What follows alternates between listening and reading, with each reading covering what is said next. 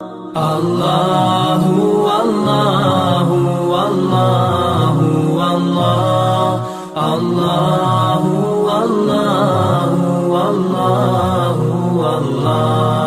اللہ اللہ۔ اور تیسری بات یہ بتلائی گئی کہ تم کفر میں لوٹنے کو ایسے ہی ناپسند کرو کہ جس طریقے سے تم آگ میں ڈالے جانے کو ناپسند کرو۔ اب اس کی بھی جیسا کئی واقعات صحابہ کرام رضوان اللہ تعالیٰ علیہ اجمعین کے ہم کو سیرت میں ملتے ہیں۔ حضرت بلال حبشی رضی اللہ تعالیٰ عنہ کا واقعہ اور دیگر صحابہ کی واقعات ہیں کہ کفار نے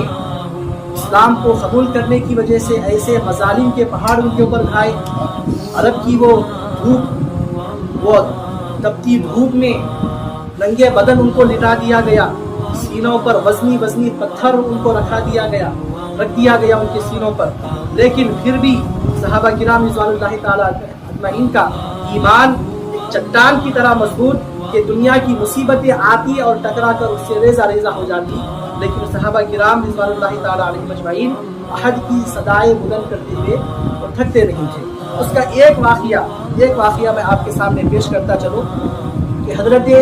عبداللہ بن حذافہ رضی اللہ تعالیٰ عنہ صحابی رسول ہیں کہ ان کو گرفتار کر لیا گیا تھا اور ان کو بادشاہ کے سامنے، روم کے بادشاہ کے سامنے ان کو پیش کیا گیا، اور بادشاہ نے ان سے کہا کہ تم عیسائی ہو جاؤ ورنہ تم کو پیتل کے بنی ہوئی گائے کے مجسمے میں تم کو ڈال دوں گا۔ پیتل کی گائے کا جیسا مجسمہ بنایا گیا تھا، اس مجسمے میں تیل ڈالا گیا تھا، تیل ڈال کر اس مجسمے میں تیل کو کھولایا گیا تھا۔ تو بادشاہ نے کہا کہ اگر تم عیسائی نہیں بنو گے تو تم کو اس مجسمے میں ڈال دیا جائے گا۔ تو بادشاہ نے ڈرانے کے لیے کیا کیا، آپ کے سامنے ہی ایک مسلمان قیدی کو لایا اور لا کر کہا کہ تم عیسائی ہو جاؤ، اگر تم عیسائی نہیں ہوگے تو پھر تم کو اس کھولتے ہوئے تیل میں ڈال دیا جائے گا۔ اب صحابہ کی صحبت یافتہ مسلمان، پھر ان کا ایمان اس قدر مضبوط ہوگا، انہوں نے اپنی جان کو گوارا کیا لیکن ایمان سے منحرف نہیں ہوئے، انہوں نے فیصلہ انکار کر دیا۔ تو بادشاہ نے ان کو، رومی بادشاہ نے ان کو کھولتے ہوئے تیل میں ڈال دیا۔ جب حضرت عبداللہ بن حذافہ رضی اللہ عنہ کی باری آئی تو آپ کے سامنے بھی بادشاہ نے کہا کہ اگر تم عیسائی بن جاؤ تو میں تم کو، میری بیٹی سے تمہارا میں نکاح کر دوں گا اور میری آدھی مملکت میں تم کو عطا کر دوں گا۔ بڑے بڑے انعامات کا وعدہ حضرت عبداللہ بن حذافہ رضی اللہ تعالیٰ عنہ سے کیا گیا۔ تو حضرت عبداللہ بن حذافہ رضی اللہ تعالیٰ عنہ کا مضبوط ایمان ایسا کہ کون سا بھی آفر کیا جائے، کوئی بھی بڑی بڑی چیزوں کی آپ کے سامنے پیشکش کی جائے، آپ نے نہیں میں ہی جواب دیا، اور آپ کا ایمان ایسا مضبوط تھا کہ پھر آپ نے بادشاہ کی ہر پیشگی کو، بادشاہ کی ہر پیشکش کو آپ نے ٹھکرا دیا۔ پھر جب حضرت عبداللہ بن حذافہ کی باری آئی تو حضرت عبداللہ بن حذافہ رضی اللہ تعالیٰ عنہ رونے لگے۔ تو پھر بادشاہ سے لوگوں نے کہا، سردار سے لوگوں نے کہا کہ دیکھو یہ خوف سے رو رہے ہیں۔ جب بادشاہ تک یہ بات گئی تو بادشاہ نے کہا کہ لاؤ ان کو میرے سامنے لاؤ۔ تو حضرت عبداللہ بن حذافہ جاتے ہیں اور جا کر رونے کی وجہ بتلاتے ہیں، اور بادشاہ پوچھتا ہے کس وجہ سے رو رہے ہو، کیا جان جانے کا خوف ہے؟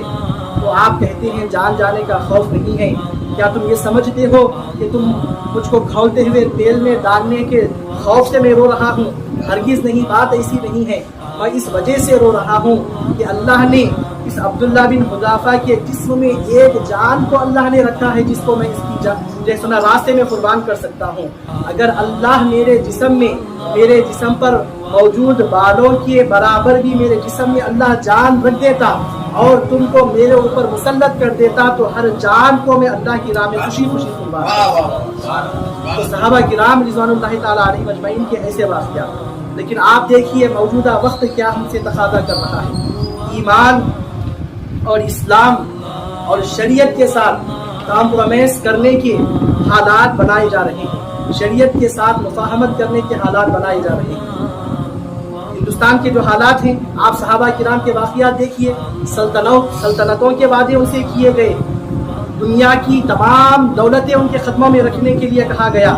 لیکن صحابہ کرام رضوان اللہ تعالیٰ علیہم اجمعین نے بدلا دیا کہ ایمان سے بڑھ کر، شریعت سے بڑھ کر ایک مسلمان کے لیے کوئی چیز نہیں ہو سکتی۔ لیکن موجودہ وقت میں آپ دیکھیے، کبھی طلاق ثلاثہ کا مسئلہ ہے، اور کبھی پر جو موجودہ وقت میں جو مسئلہ چل رہا ہے حجاب کا مسئلہ ہے۔ دیکھنے پر افسوس یہ ہوتا ہے کہ بعض مسلمان تو وہ ہیں کہ جو استقامت کے ساتھ اس کے اوپر ڈٹے ہوئے ہیں، لیکن بعض وہ ہیں کہ جن کے قدم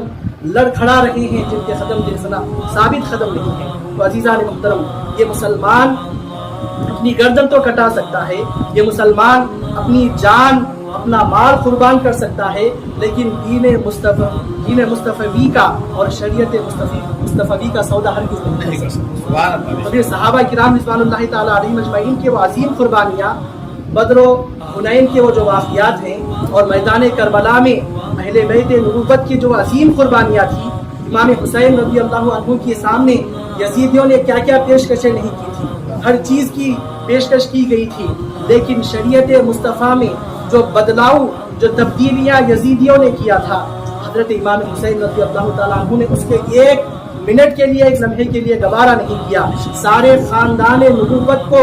آپ نے اللہ کی راہ میں قربان ہونے کے لیے چھوڑ دیا، لیکن ایک لمحے کے لیے آپ نے شریعت میں دخل اندازی کو برداشت نہیں کیا۔ تو امام حسین وہ کربلا کا وہ واقعہ اور طائف کے میدان میں آقا علیہ الصلوۃ والسلام کے اوپر جو مظالم ڈھائے گئے، اور صحابہ کی وہ جو عظیم قربانیاں ہیں، یہ تمام چیزیں ہم سے اس بات کا تقاضا کرتی ہیں کہ ہر چیز قربان ہو سکتی ہے، لیکن اسلام کے ساتھ، اسلام کے احکامات کے ساتھ، شریعت کے ساتھ، مصطفیٰ جان رحمت صلی اللہ علیہ وسلم کی حرمت کے ساتھ ایک مسلمان کبھی کمپرومائز نہیں کر سکتا۔ آخر میں اللہ رب العزت کی بارگاہ میں دعا ہے، مولا کریم کہنے سننے سے زیادہ عمل صالح کی توفیق عطا فرما۔ اے میرے مولا، ہماری زبانوں میں تاثیر عطا فرما۔ اے میرے مولا، اس قرآن اور حدیث کے درس کو ہمارے لیے ہدایت کا ذریعہ بنا۔